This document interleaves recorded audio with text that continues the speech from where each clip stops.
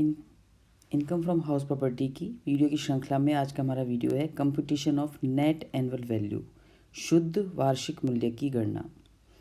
Income from house property निकालते समय net value तक हमारा ऑलमोस्ट 50% क्वेश्चन हमारा सॉल्व हो जाता है। ये भी हमारा एक मेन पोर्शन है क्वेश्चन का। जैसे 20 मार्क्स का क्वेश्चन यदि एग्ज़ाम में आता है तो लगभग 8 से 10 नंबर तक का जो पोर्शन होता है वो हमारा नेट एनुअल वैल्यू तक का होता है। जो अपन ने पिछले वीडियोज़ में देखा है उसको एक बार वापस में यहाँ पे रिवाइज कर लेते हैं अपन।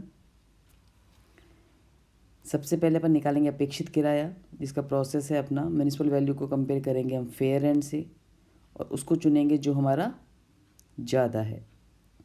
इस चुनी गई अधिकतम वैल्यू को की तुलना करेंगे हम स्टैंडर्ड रेंट से यदि क्वेश्चन में दे रखा है तो, और हम चुनेंगे इसमें से जो भी लोएस्ट है।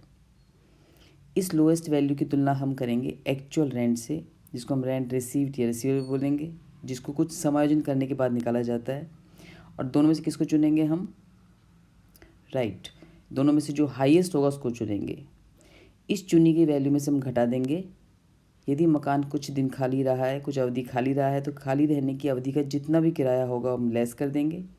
तो जो चीज़ निकलती है वो हमारी कहलाई थी ग्रॉस एनुअल वैल्यू, जो हमने पिछली वीडियो में सीखी थी।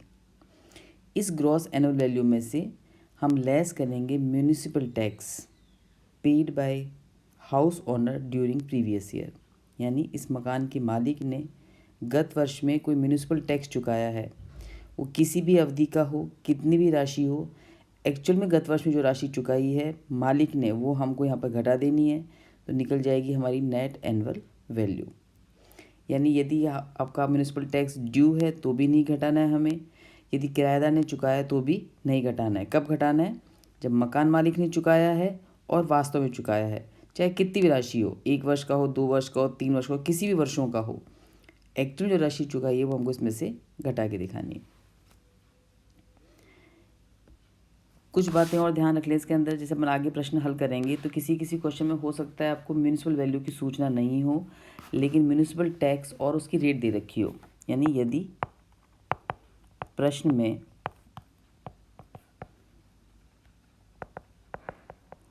म्यूनिसिपल टैक्स की राशि और रेट यानी दर दे रखी हो और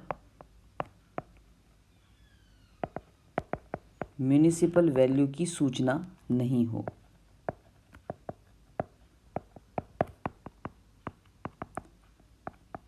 तो हम मैथमेटिकल इक्वेशन से म्यूनिसिपल वैल्यू निकाल सकते हैं। तो कैसे निकालेंगे हम यहाँ पर? तो यहाँ पे हमारा म्यूनिसिपल वैल्यू निकल जाएगा इस तरीके से, municipal tax into 100 divided by rate of municipal tax. यानी म्यूनिसिपल टैक्स की आपको रेट दे रखी होगी, तो जो भी राशि है, जो भी आपकी अमाउंट है, अमाउंट ऑफ म्यूनिसिपल टैक्स को इंटू करेंगे हम 100 से, डिवाइड बाय कर देंगे रेट से, तो क्या निकल जाएगी हमारी म्यूनिसिपल वैल्यू। ये कब करेंगे? जब प्रश्न में हमारे म्यूनिसिपल वैल्यू की सूचना नहीं हो, लेकिन म्यूनिसिपल टैक्स और उसकी रेट दे रखी हो। तो एक तो ये चीज़ ध्यान रखनी है हमको आगे आने वाले एग्जाम्पल से, प्रश्न जो भी हम सॉल्व करेंगे। और एक बार हम वापस से रिवाइज कर लेते हैं। सबसे पहले हम निकालेंगे एक्सपेक्टेड रेंट, जिसमें हम म्यूनिसिपल वैल्यू की तुलना करेंगे फेयर रेंट से, और किसको चुनेंगे? दोनों में से जो भी हाईएस्ट होगा। इस चुनी गई हाईएस्ट वैल्यू की हम तुलना करेंगे यदि क्वेश्चन में दे रखा है तो स्टैंडर्ड रेंट से, और किसको चुनेंगे? जो भी दोनों में से लोएस्ट होगा। इस चुनी गई लोएस्ट वैल्यू की तुलना करेंगे हम रेंट रिसीवेबल या रेंट रिसीव्ड से, और किसको चुनेंगे? जो भी हमारा हाईएस्ट होगा।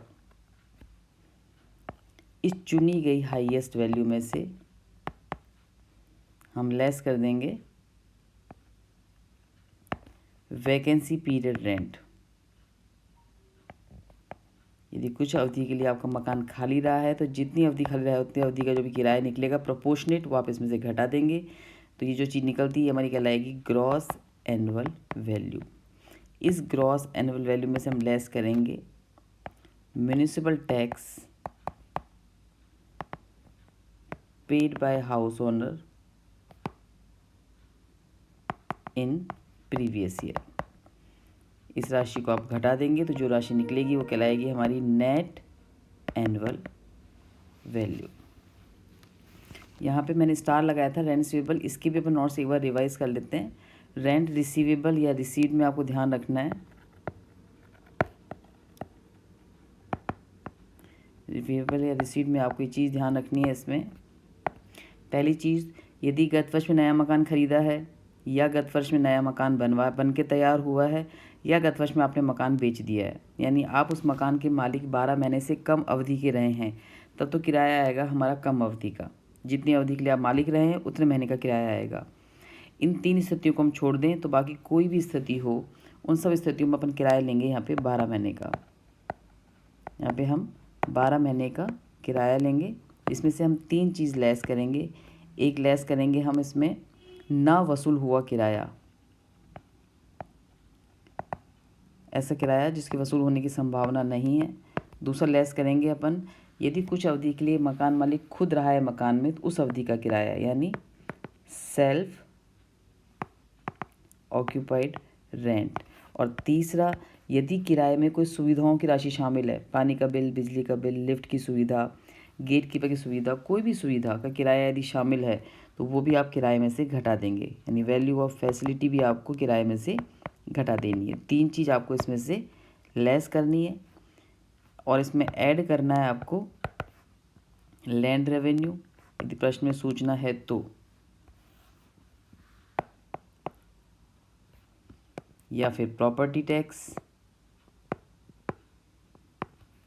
And installment of housing loan paid by tenant. यदि किराएदार ने चुकाया है, यदि किराएदार ने राशि चुकाई है आपकी लैंड रेवेन्यू की, प्रॉपर्टी टैक्स की या इंस्टॉलमेंट ऑफ हाउसिंग लोन की, तो आपको इसमें आपको जोड़ के दिखानी है। कुछ चीज़ें हैं जिसका कभी समायोजन नहीं होगा। वो चीज़ें कौन कौन सी थी? उसमें आपका है हाउस प्रीमियम, उसमें है आपका रिपेयर्स और किराएदार द्वारा दी गई एडवांस राशि पर कल्पित ब्याज और किराएदार द्वारा चुकाया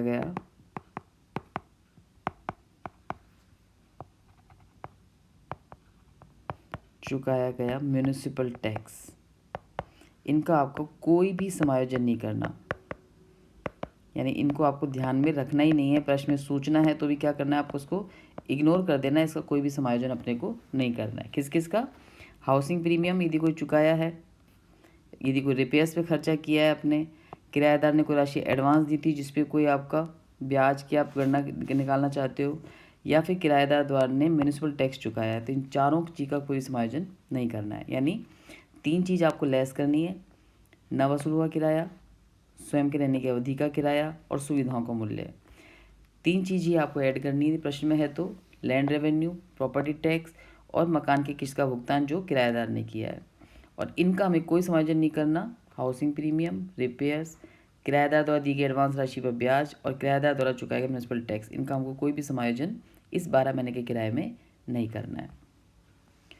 अब एग्जाम्पल लिखे हम करके देखते हैं। तो एग्जाम्पल है अपना 4.11। आपका बुक है उसमें निकाल लीजिए 4.11। यदि बुक आपके पास नहीं है तो इसका आप स्क्रीनशॉट ले लीजिए, या इस क्वेश्चन को आप स्क्रीनशॉट लेके कॉपी कर लो पहले एक बार पॉज करके, और कॉपी करने के बाद 1 बाय 1 सारे पॉइंट को अपन यहाँ पे समझेंगे। जैसे पहला पॉइंट कहता है, श्री विनोद एक मकान के स्वामी हैं जिसे 1 जनवरी 1996 से 1100 रुपये प्रतिमाह किराए पर उठाया हुआ है। तो यहाँ पे किराया कितना है हमारा? 1100 रुपये पर मंथ है। यह मकान 1/5 वर्ष तक खाली रहा है, इन टोटल जितना भी साल भर की अवधि है उसमें 1/5 अवधि तक ये मकान हमारा खाली रहा है, जिसके लिए हमको खाली रहने की अवधि की छूट मिलेगी। इसकी म्यूनिसिपल वैल्यू दे रखी है हमें 10,000 रुपये। इस मकान पे 900 रुपये स्थानीय कर यानी म्यूनिसिपल टैक्स है, और 100 रुपये इस पर आपका सेवा कर यानी सर्विस टैक्स है। तो टोटल आपने 900 प्लस 100 1000 रुपये म्यूनिसिपल टैक्स के चुकाए हैं 16 जनवरी 2023 को। तो देखिए इसमें कैसे निकालेंगे अपन शुद्ध वार्षिक मूल्य। तो सबसे पहले आ जाएगा इसमें आपका, ये फर्स्ट हाउस ले लेते हैं। सबसे पहले आपका आ जाएगा इसमें म्यूनिसिपल वैल्यू। तो यहाँ पे म्यूनिसिपल वैल्यू दे रखी है हमें 10,000 रुपये, और किराया दे रखा है इसमें आपको 1100 पर मंथ। तो 1100 इंटू 12 किराया आ जाएगा इसमें हमारा 13,200। सिर्फ स्टैंडर्ड रेंट है तो हमको लोएस्ट चुनना है, अदरवाइज हमेशा क्या चुनना होता है हमको हाईएस्ट। तो यहाँ पे हाईएस्ट कौन सा है आपका 13,200। किसको चुन लेंगे हम 13,200 को चुन लेंगे। इसमें से लेस कर देंगे हम वैकेंसी पीरियड रेंट। इसने कह रखा है कि टोटल जो भी किराया आपको मिला है उसे 1/5 ईयर तक आपका मकान खाली रहा है। तो टोटल किराया है हमारा 13,200 का, इसका 1/5 निकल जाएगा हमारा खाली रहने की अवधि का किराया। तो ये निकल जाएगा 2,640 रुपये। इसको लेस करने में जो चीज़ निकलेगी वो क्या कहलाएगी आपकी ग्रॉस एनुअल वैल्यू, जो यहाँ पे आ रही है 10,560 रुपये। इसमें से हम लेस कर देंगे म्यूनिसिपल टैक्स, जो किसने चुकाया था मकान मालिक ने गत वर्ष में। कितना चुकाया था 900 प्लस 100 यानी 1,000 रुपये। तो जो चीज़ निकलेगी वो कहलाएगी हमारी नेट एनुअल वैल्यू 9,560 रुपये। मैं फिर वापस रिपीट कर देती हूँ। सबसे पहले हम म्यूनिसिपल वैल्यू की तुलना करेंगे 12 महीने के किराए से। यहाँ पे किराए में कोई भी समायोजन की सूचना प्रश्न में हमको नहीं दे रखी है, फेयर रेंट की सूचना भी नहीं है, और स्टैंडर्ड रेंट की सूचना भी नहीं है। दूसरी बात, स्टैंडर्ड रेंट की सूचना यदि दे रखी हो और हम कंपेयर करते हैं तो हम लोएस्ट को चुनेंगे, अदरवाइज़ कोई भी सूचना हो हम किसको चुनेंगे हमेशा हाईएस्ट को। इस चुनी गई हाईएस्ट वैल्यू में से अपन ने खाली रहने की अवधि का किराया घटाया, जो आपको दे रखा है यहाँ पे 1/5 ऑफ ईयर, यानी साल भर का 1/5 अवधि में आपका मकान खाली पड़ा रहा है। तो टोटल जो किराया था हमारा 12 महीने का, इस 12 महीने के किराए का 1/5 अपन लेस कर देंगे खाली रहने की अवधि के किराए की छूट के नाम से। तो ये निकल जाएगी हमारी ग्रॉस एनुअल वैल्यू। इसमें म्यूनिसिपल टैक्स के नाम से जो भी आपने चुकाया वो आप लेस कर दो तो आपकी निकल जाएगी नेट एनुअल वैल्यू। एक सेकेंड हाउस और देख लेते हैं। श्री राहुल एक मकान के स्वामी हैं जो 2,000 रुपये प्रतिमाह किराए पर उठा हुआ है। तो यहाँ पे किराया कितना है आपका 2,000 रुपये पर मंथ है। इस मकान का नगर पालिका कर 1,500 रुपये है जो चुका दिया गया है। ये जो है वो नगर पालिका मूल्य का 10% है, जिसमें से 900 रुपये किराएदार ने किराए के अलावा चुकाया, यानी 1,500 का जो म्यूनिसिपल टैक्स है इसमें से 900 चुकाए हैं अपने किराएदार ने, बाकी चुकाए हैं मकान मालिक ने। तो अपन कौन सा लेस करेंगे जो मकान मालिक ने चुकाया। दूसरी बात, यहाँ पे आपको म्यूनिसिपल टैक्स और म्यूनिसिपल रेट की सूचना दे रखी है, लेकिन म्यूनिसिपल वैल्यू की सूचना यहाँ पर नहीं है। तो जैसे मैं समझाया था आपको, यहाँ पे आपको म्यूनिसिपल वैल्यू भी निकालनी पड़ेगी। तो सेकेंड हाउस हम कैसे सॉल्व करेंगे। सेकेंड हाउस में सबसे पहले आपका आ जाएगा म्यूनिसिपल वैल्यू। तो यहाँ पे म्यूनिसिपल टैक्स दे रखा है हमको 1,500 इंटू 100 बटा रेट कितनी रखी है हमें 10। म्यूनिसिपल वैल्यू कितनी आ जाएगी यहाँ पर हमारी 15,000। इसको कंपेयर करेंगे हम रेंट रिसीवेबल से, जो यहाँ पर दे रखा है अपने को 2,000 रुपये पर मंथ। इसमें भी कोई समायोजन नहीं करना, ना तो यहाँ पे डूबा हुआ किराया है, ना सुविधाओं का मूल्य है, ना यहाँ पर स्वयं के रहने की अवधि का किराया है। तो सिंपल यहाँ पे अपन कंपेयर कर देंगे 24,000 से। किसको चुनेंगे जो हाईएस्ट है। इस हाईएस्ट में से हम लेस करते हैं वैकेंसी पीरियड का किराया, जिसकी सूचना यहाँ प्रश्न में नहीं है, तो उसको लेस नहीं करना। तो ये आपकी निकल जाएगी ग्रॉस एनुअल वैल्यू। इसमें से लेस कर देंगे municipal tax paid by honour, मकान मालिक ने जो चुकाया। तो टोटल 1,500 रुपये का म्यूनिसिपल टैक्स था, जिसमें से 900 चुकाया किराएदार ने। तो बाकी बचा कितना हमारा 600, जो किसने चुकाया होगा मालिक ने। तो जो मालिक ने चुकाया वही हमको लेस करना है। तो ये आ जाएगा हमारा 23,400।